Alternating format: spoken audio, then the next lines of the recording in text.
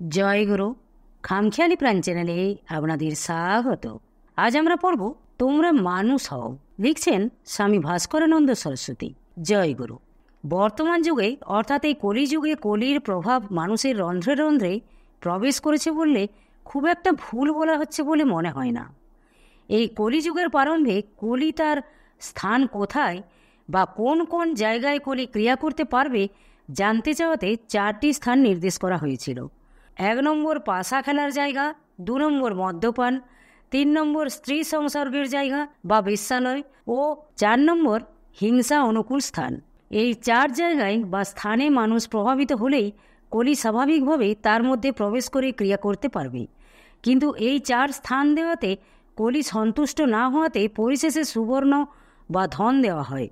কিন্তু বর্তমান সময়ে দেখা যাচ্ছে সকল স্থানে তো তার প্রভাব রয়েছে, তাছাড়াও প্রায় সর্বত্রই এর প্রভাব এখন দেখতে পাওয়া যাচ্ছে।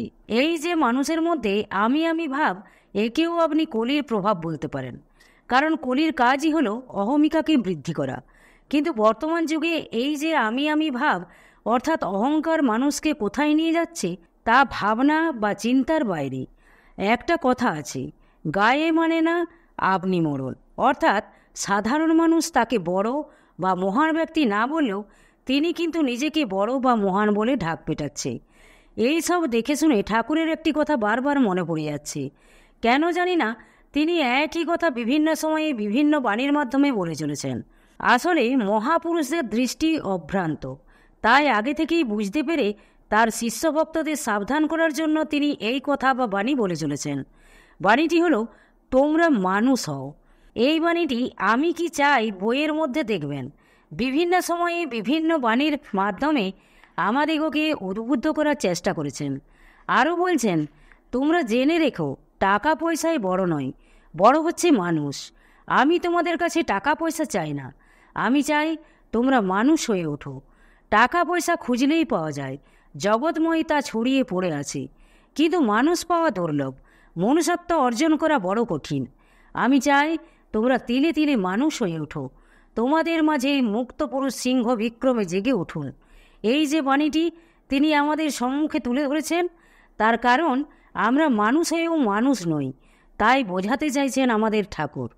অর্থাৎ শুধু আকৃতিতে মানুষ হলে চলবে না, প্রকৃতি বা গুণগত দিক দিয়েও মানুষ হতে হবে। এই যে আমরা মানুষ, এই অবস্থাটা বড় সন্ধিক্ষণ জায়গা, কারণ এই অবস্থা থেকে মানুষ অনেক নিচে অর্থাৎ পশুত্বেও যেতে পারে, আবার অনেক উপরে অর্থাৎ ব্রহ্মস্বরূপও লাভ করতে পারে।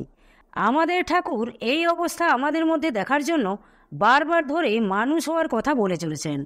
তিনি বলছেন, আমি তোমাদের মধ্যে ভগবানকে দেখতে চাই, আর সত্য সত্যই তোমরা ভগবান।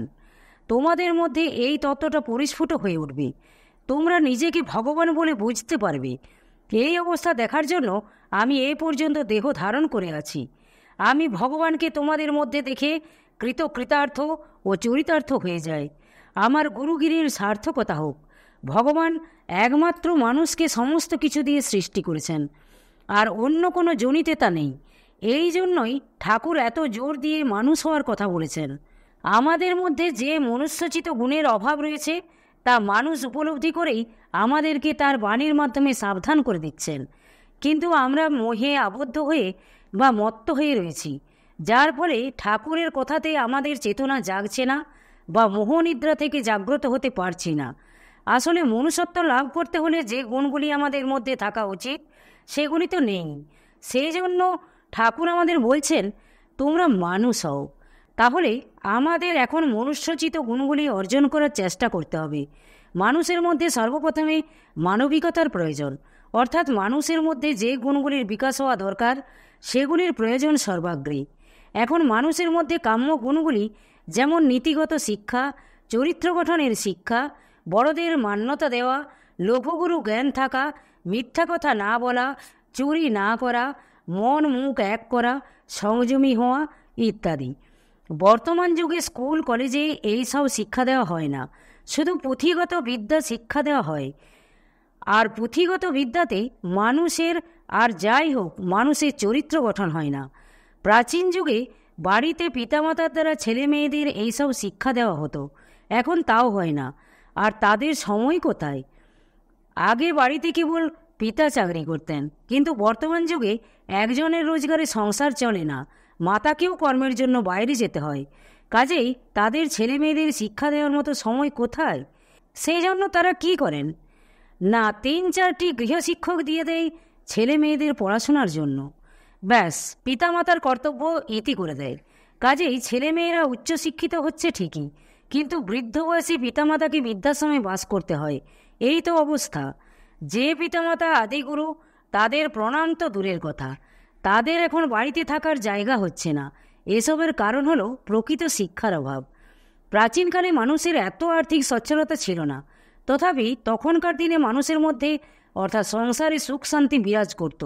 আর বর্তমান যুগে সেসব এখন আর নাই। পূর্বে মনুষ্যত্ব অর্জনের জন্য যে গুণগুলির কথা বলা হয়েছে, এর একটি যদি ঠিকভাবে মানুষ আচরণ করে, তার দ্বারাই সে বহু গুণের অধিকারী হতে পারে। যেমন মনে করুন 50 ফুট একটি লোহার চেন, এটিকে সম্পূর্ণ হাতের মধ্যে আনতে হলে একটি শিকল ধরে টানতে থাকলে সবটাই যেমন হাতের কাছে চলে আসে, তেমনি এতগুলি গুণের মধ্যে যে কোনো একটি গুণকে বাস্তব জীবনে রূপায়িত করতে পারলে তার দ্বারাই সে মনুষ্যত্ব অর্জনের দিকে এগোতে পারবে। তখনকার দিনে বাড়িতে প্রণামের রেওয়াজ ছিল। এই প্রণামের ফলে মানুষের মধ্যে মানবিকতার বিকাশ দেখতে পাওয়া যেত। অর্থাৎ গুরুজন ব্যক্তিদের উচ্চবাচ্য তো দূরের কথা, তাদের সম্মুখে মাথা উঁচু করে দাঁড়াবার সাহস পেত না। প্রণাম খুব উচ্চ বিজ্ঞানের উপর প্রতিষ্ঠিত। যদি কেউ মাথা নত করে প্রণাম করার সময় ভাবতে পারে, আমার অহমিকাকে গুরুজনের পায়ে সমর্পণ করে দিলাম, তাহলে কি হবে না, প্রণম্য ব্যক্তির সমস্ত গুণগুলি যিনি প্রণাম করছেন তার মধ্যে এসে যাবে। আর এই ভাব নিয়ে প্রণাম করতে পারলে ওই ব্যক্তিটি একজন মহান ব্যক্তিতে পরিণত হয়ে যাবে। কিন্তু বর্তমানকালে কেউ এইভাবে প্রণাম করে না, শুধু দাঁড়িয়ে দাঁড়িয়ে জোর হাতে প্রণাম। আর এজন্যই ঠাকুর বলছেন, বিষম কাল পড়িয়াছে। সত্য সত্যই বিষম কাল পড়েছে। ঠাকুর আমাদেরকে মানুষ হওয়ার কথা কেন বলছেন তা আমরা গভীরভাবে চিন্তা করে দেখি না। এটা হলো মানব জীবনের সন্ধিক্ষণ অবস্থা। এই সন্ধিক্ষণ অবস্থা থেকে উপরে যেতে হলে মানবিকতার বিকাশ অতি অবশ্যই দরকার বা প্রয়োজন। তা না হলে মানুষের মধ্যে যে অন্তর্নিহিত শক্তি রয়েছে তার বিকাশ হওয়া সম্ভব নয়। আর আমাদের অন্তর্নিহিত শক্তির বিকাশ ঘটাতে না পারলে মনুষ্যত্বের উপরের যে স্তরগুলি রয়েছে, অর্থাৎ দেবত্ব, ঈশ্বরত্ব, ব্রহ্মত্ব, এই অবস্থা লাভ করতে পারবো না। আর এই অবস্থা দেখার জন্যই ঠাকুর আমাদের মানুষ হওয়ার ওপর এত জোর দিয়েছেন। কিন্তু আমরা এই 3.5 হাত দেহ পেয়ে এটাকে সর্বস্ব বলে মনে করছি। শুধুমাত্র দেহের সুখের জন্য আমরা সব সময় ব্যস্ত রয়েছি। এই দেহের সুখের জন্য মানুষ অন্যায় করতেও কুণ্ঠাবোধ করছে না, ফলে এতে তার কর্মফল বেড়েই চলেছে। শেষে এমনও দেখা যায় মানুষ নির্জনীয় প্রাপ্ত হয়ে থাকে। আবারও কত জন্ম পরে যে মানব জন্ম প্রাপ্ত হবে তার ঠিকানা নেই। এই সব কারণেই ঠাকুর প্রকৃত মানুষ হওয়ার জন্য এত জোর দিচ্ছেন। মানুষের চলার পথে সাধারণত 2টি পথ দেখতে পাওয়া যায়, একটি প্রবৃত্তি ও অন্যটি নিবৃত্তি। ছেলেবেলা থেকেই পিতামাতার উচিত তার সন্তানকে সঠিক পথে পরিচালিত করা, কিন্তু বর্তমান সমাজে দেখতে পাওয়া যায় এই বিষয়ে পিতামাতার তেমন কোনো লক্ষ্য নেই। সম্পূর্ণ উদাসীন বললেও খুব একটা ভুল বলা হবে না। এই প্রসঙ্গে একটা কথা না বলে থাকতে পারছি না। একজন ভদ্রমহিলা তার সন্তানকে আমার নিকট এনে বলছেন, বাবা, আমার ছেলেকে আশীর্বাদ করুন যাতে করে ছেলেটি সত্যিকারের মানুষ হতে পারে। আমি বললাম, শুধু আশীর্বাদ করলে তো হবে না, কি করলে বা কোন পথে পরিচালিত করলে সত্যিকারের মানুষের মতো মানুষ হতে পারবে তা কি আপনার জানা আছে? ভদ্রমহিলা বললেন, না, তা তো জানি না বাবা, তবে ছেলেটি যাতে মানুষের মতো মানুষ হতে পারে তাই আমি চাই। বুঝুন ব্যাপারখানা, তিনি চান ছেলে সত্যিকারের মানুষের মতো মানুষ হয়ে উঠুক, কিন্তু কি করলে বা কোন পথে পরিচালিত করলে ছেলে প্রকৃত মানুষ হবে তা তিনি জানেন না। অথচ তিনি ছেলের ভালো চান। চাইলেই তো আর পাওয়া যায় না, সেই রকম পদ্ধতি অবলম্বন না করলে তো আর তা হতে পারে না। এই জন্য আমাদের শাস্ত্রে বলছে, প্রথম 5 বছর ছেলেকে স্নেহ মমতা দিয়ে লালন পালন করুন, তারপর লালন পালনের সাথে শাসন করাও প্রয়োজন। না হলে সন্তান প্রকৃত মানুষ বা মনুষ্যত্ব অর্জন করতে পারবে না। এমনও দেখা যায় পিতা হয়তো কোনো কারণে ছেলেকে শাসন করছেন, সাথে সাথে মা এসে সোহাগ দিয়ে তাকে ভুলিয়ে দিল। এটি খুবই খারাপ, কারণ সে বুঝে নিল আমি অন্যায় করিনি, পিতা আমাকে অযথা শাসন করছেন, কাজেই ওই সময় মাতার সহ্য না হলে ওখান থেকে সরে যাবেন। তথাপি ছেলের প্রতি এই সময় কোনো রকম স্নেহপূর্ণ ব্যবহার করা উচিত নয়। আবার এও দেখা যায়, সন্তান হয়তো কোনো অপরাধ করলো, পিতা হয়তো অপরাধ অপেক্ষা বেশি শাসন করে ফেলল। এটাও উচিত নয়, কারণ সন্তান এটা ভালোই বোঝে যে তার অপরাধ অপেক্ষা বেশি শাসন হয়ে গেল। কাজেই সন্তানকে প্রকৃত মানুষ করতে হলে উভয় দিকে লক্ষ্য রেখে চলতে হবে। লালন পালন এবং শাসন দুটোই সামঞ্জস্যপূর্ণ হওয়া বাঞ্ছনীয় মনে করি। একটা প্রবাদ আছে, শাসন করা তারই সাজে, সোহাগ করে যে। সর্বোপরি সন্তানকে মানুষ করতে হলে দুটো দিক ঠিক রেখে চলতে পারলে তবেই সন্তান মানুষের মতো মানুষ হতে পারবে। আগে স্কুলেও শাসন ছিল, এখন সেসব উঠে গিয়েছে। ছাত্রকে শাসন করলে অভিভাবক স্কুলে গিয়ে মাস্টারের নামে নালিশ করে। কাজেই বর্তমান যুগে প্রকৃত মানুষ হওয়া খুবই কঠিন। এতক্ষণ ধরে প্রকৃত মানুষ হওয়ার জন্য যে সমস্ত সমস্যাগুলির সম্মুখীন হতে হয় সেগুলি তুলে ধরলাম। তবে প্রকৃত মানুষ হতে হলে সৎসঙ্গ অতি অবশ্যই প্রয়োজন। একমাত্র সৎসঙ্গই পারে মানুষকে প্রকৃত মানুষ করে গড়ে তুলতে। তবে মানুষের ইচ্ছাটাই হলো বড় জিনিস। ইচ্ছা বা আগ্রহ থাকলে তার হবেই হবে। আর সত্যিকারের প্রাণের ঐকান্তিক ইচ্ছা জাগলে ভগবান তার সহায় হন। আমাদের ঠাকুর যখন বলছেন তোমরা মানুষ হও, এই আমার আশা ও আশীর্বাদ, কাজেই ঠাকুরের আশীর্বাদ তো আমাদের ওপর রয়েছেই। এর সাথে শুধু নিজের ইচ্ছাটা যোগ করে সৎসঙ্গ করতে পারলে তার হবেই হবে। আসলে বর্তমান যুগে সত্যিকারের মানুষের বড়ই অভাব। কি সমাজে, কি দেশে, কি রাষ্ট্রে সব একই রকম অবস্থা। বর্তমান যুগে মানুষ নিজেকে জাহির করার জন্য নিজেই নিজের গুণগান করে চলেছে। বড়ই পরিতাপের বিষয়। আসলে মানুষ কি করছে তা নিজেই জানে না, যার ফলে দেশের উন্নতি না হয়ে অবনতি হয়ে চলেছে।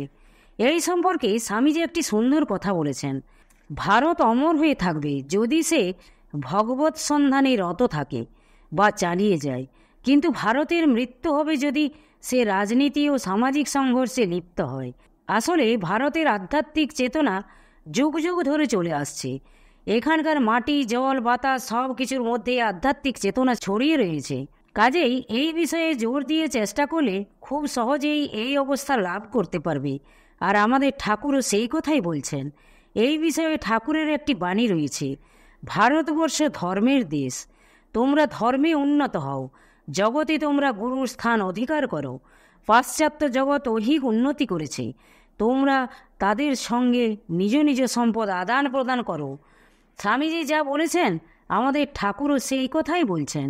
অর্থাৎ একমাত্র ধর্মই মানুষকে প্রকৃত সুখের সন্ধান দিতে পারে, আর অন্য কোনো বিষয়ে তো পূর্ণ সুখ নেই। কাজেই ওটা ব্যবহারিক জ্ঞান। ভারত যদি সত্য সত্যই আধ্যাত্মিক চেতনাতে উন্নত হতে পারে ও পূর্ণ সুখের অধিকারী হতে পারে, তাহলে একদিন এই পাশ্চাত্য দেশের মানুষ এই ভারতবর্ষে এসে যখন প্রকৃত সুখের সন্ধান পেয়ে যাবে, তখন তারাই আমাদেরকে কিভাবে আর্থিক উন্নতি হতে পারে সে রহস্য বলে দেবে। কাজেই আমাদের আধ্যাত্মিক চেতনা বৃদ্ধির ওপর জোর দিতে হবে, তাহলে আমরা পরস্পর বিনিময়ের মাধ্যমে আর্থিক ব্যাপারটা পেয়ে যাব। এই কারণেই ঠাকুর আমাদের মানুষ হওয়ার জন্য এত জোর দিচ্ছেন। আর প্রকৃত মানুষ হতে পারলে পরের অবস্থাগুলো অর্থাৎ দেবত্ব, ঈশ্বরত্ব, ব্রহ্মত্ব আপনা হতেই আপনার মধ্যে এসে যাবে। কারণ এই আকাশ, বাতাস, মাটি, জল সমস্ত বস্তুর মধ্যে আধ্যাত্মিক চেতনা মিশে রয়েছে।